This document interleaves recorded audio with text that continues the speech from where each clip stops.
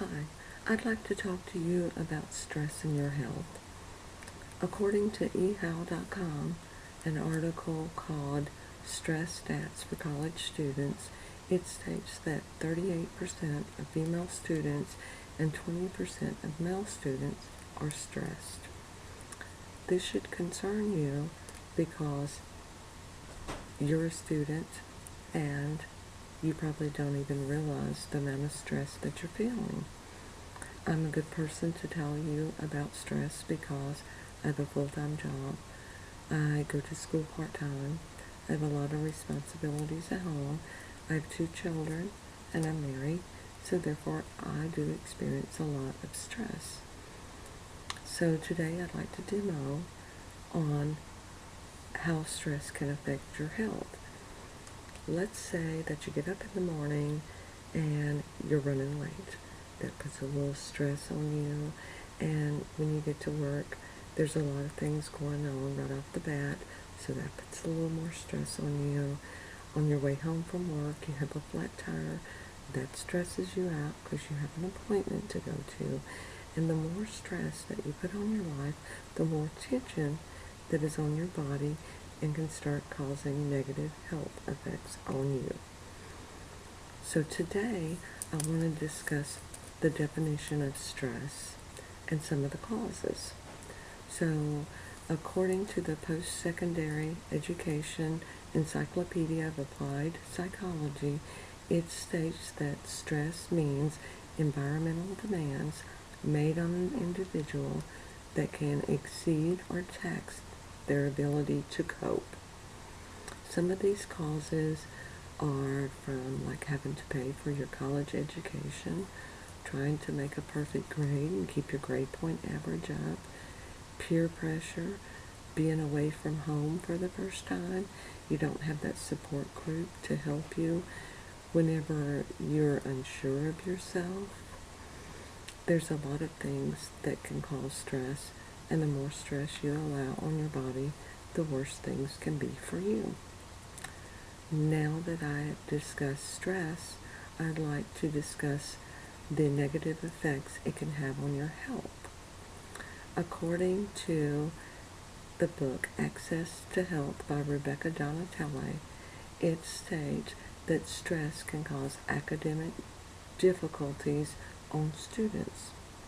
Therefore, you need to watch for these stress factors and try to eliminate some of the stress that you may be feeling.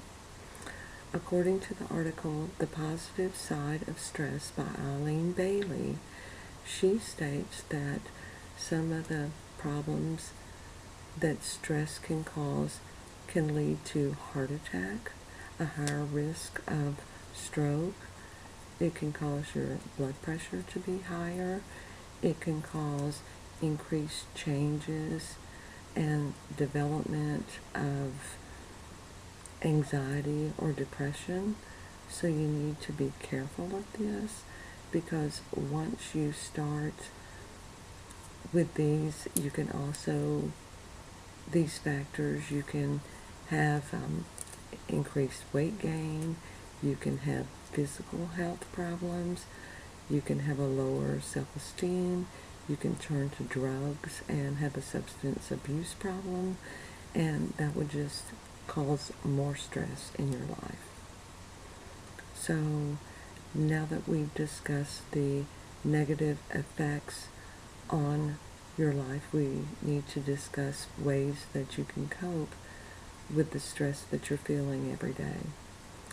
And according to the article Handling Stress by Amy Henley, she states that mediation is a good way to relieve some of the stress, and they use techniques like deep breathing and different things like that. It also states that you should exercise can help, and other things that I think would help would be like to visit with your friends you need some time off to enjoy yourself so that you don't feel like everything in your life is just total stress. And according to a quarterly summary of challenges to student learning by Southeast Missouri State University, it's the issue November the 2000, volume 4 of number 1. It states that it gives you ways to a list of the signs and symptoms of students in distress and how to interact with them and how to make referrals to the Center of Health and Counseling. The phone number for them is 651-2270, and they give you ideas on how to help students, and you don't want to discourage students from telling you what's going on. You don't want to criticize them, and if you can do some referrals then and talk them into seeing a counselor, then hopefully they would be able to talk to somebody and reduce some of the stress that's in their life. So today I have informed you about your stress and your health, and I've given you the definition of stress, what stress does to your health, and ways that you can cope with stress. Again, the stats for college students in stress is 38% of the female students are experiencing stress, and 20% of the male students are experiencing stress. I can tell you that I've experienced a lot of stress. It's been to the point that I would get migraine headaches, and my body has actually changed. I've had to take some medication for different things.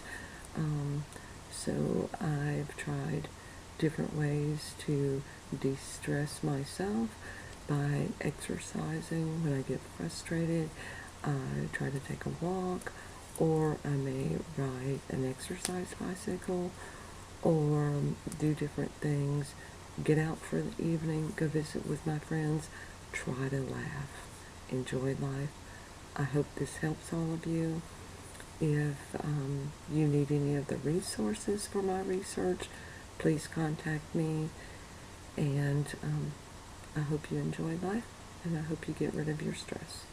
Thank you.